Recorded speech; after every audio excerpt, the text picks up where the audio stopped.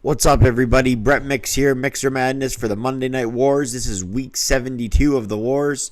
This is the 200th episode of Monday Night Raw, and it's the last Raw before Raw is War. Before the whole Raw is War gimmick and name. This is the last Monday Night Raw until they changed the name back to Monday Night Raw in November 2001. But this Raw took place March the 3rd, 1997. Ratings for this Raw were a 1.9, and this week it was a 3.4 for Nitro. WCW wins for the 35th week in a row. After this week's scoreboard, the total scoreboard is 17 wins for the WWF, 53 losses, and 2 draws all time through the 72 weeks. It came from the Dutch Hall in Berlin, Germany. And this Raw that lost with the 1.9 was brought to you by Vince McMahon, Jim Ross, and then the Honky Tonk Man who comes out for commentary. And that's how we open the show from Berlin, Germany. Jerry Lawler can't get over because of his visa or his passport issues. I think it had to do with his legal issues in the mid-90s. You can Google all about that. I'm not going to get into it. But Jerry the King Lawler had some legal issues in the mid-90s. And them flying to Germany in 1997 and him not being able to really is a little fishy. I think that has something to do with it. I could be wrong, and maybe it was just a simple mistake, but I think it has something to do with that. Anyways, we get kicked off with Raw with, as I said, the Honky Tonk Man taking the King's place in commentary. Hunter Hearst Helmsley takes on Bret Hart. These guys have only met 2 or 3 times on cable. I think they had 2 or 3 Raw matches together. This is definitely one of 2 of them that I can think of off the top of my head. Both, I believe, happened in the year 1997. Hunter Hearst Helmsley caught Bret with a reverse elbow at the start of the match. And then a side headlock takeover by the Hitman as he grounds Hunter Hearst Helmsley on the mat. The Hitman off the middle rope with an elbow. Triple H withstanding all of the Hitman's offensive moves with snapshot vertical suplex and another kick out by Helmsley. Triple H went for the pedigree. Bret countered it into a catapult and set Triple H flying headfirst into the corner. Off the other buckle upside down in a Tree of Woe position. Bret shoved the official down and then that cost him the match while hammering Helmsley in the Tree of Woe while he was upside down. Chyna then comes in the ring after challenging Bret. Helmsley wins by DQ at 17:20. It was a long match. It was a good match. Chyna wanted a piece of the Hitman after the match. 2 stars and 3/4 for that match. Next up, we got Rocky Maivia, the rookie, defending his Intercontinental title, newly won Intercontinental title, against the man they call Vader with Paul Bearer for the IC title. Paul Bearer with Vader just never made much sense. Vader needs that manager guy, that Harley Race that he always used to have, but Paul Bearer just never really made sense. I get the union with Mankind at the time, but not that they were named the Union, but the unionship between the two. I get the camaraderie. Rocky Maivia roughed up in the corner, then a big lariat. Ross says Vader is using verbiage to intimidate. In actuality, he was calling moves, and he was on screen calling moves to The Rock. But Jim Ross was like, oh yeah, Vader with some verbiage to insult the rookie. Vader's been on a roll because Vader was trying to hide his face while he was saying it. So, if you're going to talk trash to your opponent, you don't hide your face. You just do it. But it's a good cover by JR on commentary. Vader challenging for the IC title in Berlin, using his weight advantage to rough up the much younger rookie and the IC champion Rocky Maivia. Vader goes for a suplex as the crowd cheer when Rocky comes back. Rocky had a huge power slam as Vader leaped off the top. Side Russian leg sweep and a near fall. Back from a commercial break, a power slam by Vader, but then Rock kicked out. Vader does a cutthroat taunt and comes off the top. JR calls him The Rock once during the match, which is kind of interesting to see. Off the ropes, missing with a clothesline. Vader, Rock hit a belly-to-belly suplex. Rock with a float-over DDT. That tornado DDT is one move that Rocky Maivia, or The Rock, usually perfected. He was great at that. Vader lost his mask in the match. The Rock dropkicked Vader to the outside as the rookie used his quickness to get in the match. Mankind then comes out and hits Rocky Maivia in the head with the urn, and Vader asks what the hell is he doing? It's his own partner, and he's costing him a shot at the IC title, but Mankind was just trying to help. So Maivia retained the title and won by DQ at 15:01.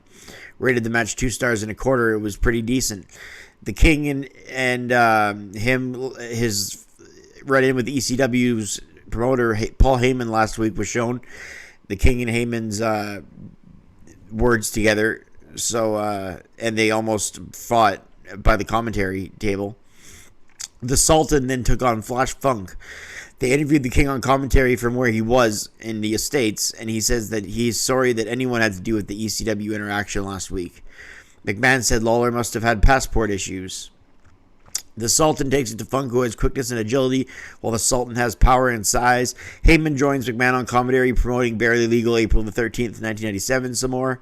The Sultan with a camel clutch wins the match. The Sultan wins at 11:17 after Funk hit a moonsault that missed, rated at a star and a quarter. Austin clipped from the live studios in WWF, in the WWF studios downtown in the States somewhere, and it's like a cross country simulcast. They have Austin being interviewed live, and Stone Cold cuts a great promo. He was about to cut a great promo, but first they introduced Ahmed Johnson to see if he will accept the challenge to be in a Chicago Street Fight at WrestleMania. He says he will, and he won't be on his own. Obviously, we know he joins the LOD in that quest. Psycho Sid defends the world title against Mankind. He cuts a promo about being the master and the ruler of the world. Mankind with the lariat to Sid, who uses his power. They interview Austin during the match, and he shows a ton of attitude. Mankind raking the face of Sid, a leg drop by Mankind to Sid on the middle rope as he's focusing on the throat area. 2 running clotheslines and a lariat by Mankind. Sid drops right hands, and Bear tried to interfere, and Sid went for a chokehold. Mankind with a high threshold of pain, says Ross, as he hits back first into the ring post on the outside. Mankind with the top rope lariat to Sid again. Mankind with the mandible claw on Psycho Sid. Sid then gets to his feet and powerfully grabs the mandible claw and reverses it into a choke slam. Mankind kicks out, and then he hits a powerbomb, and he gets the victory at 10:28. Sid retains the title off of a pretty good match that was watchable. I rated it 2 stars and 3/4. Austin then cuts to that legendary promo that he was in the studios that he was cutting just partially. Now he cuts a full promo.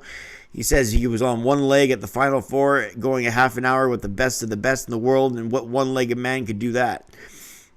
And he says, I'm not here to make fun of one-legged men, but I'm here to show how tough I am. And he said, that's paraphrasing it. And he says, Brett whines about being screwed. Well, I've been screwed for 7 years. And then McMahon goes, why are you so bitter? And he says, because, son. And he says, you treat me like a dog and you expect me to smile? You remind me of a jackass. That's what Austin says back to McMahon. Good stuff. British Bulldog then took on Owen Hart in the European Championship Tournament Finals. This is one of the greatest matches in Raw history, bar none. The Bulldog gets a huge ovation in Berlin. Owen Hart ties up with Davey Boy as the winner, the first ever European champion.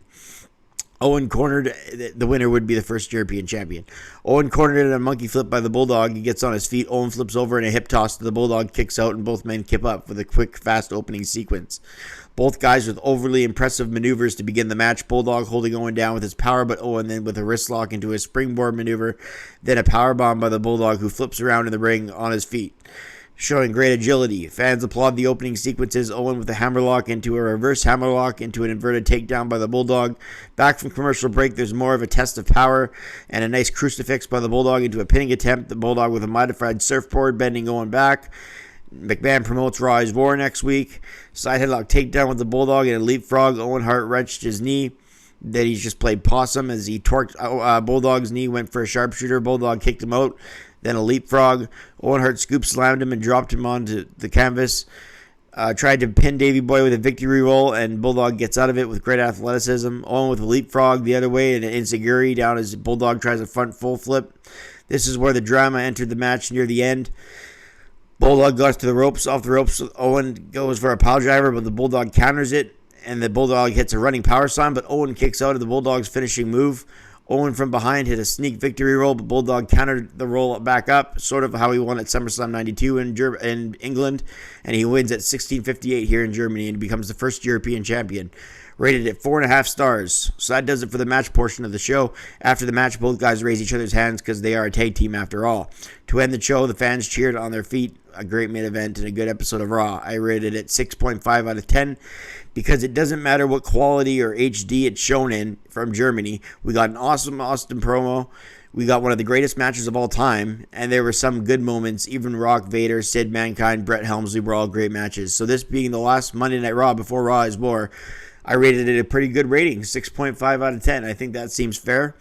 So we'll see, as all the Raw is Wars are going to be fascinating from this point on, because then they have the War Zone and we'll see as they go. I'm Brett Mix.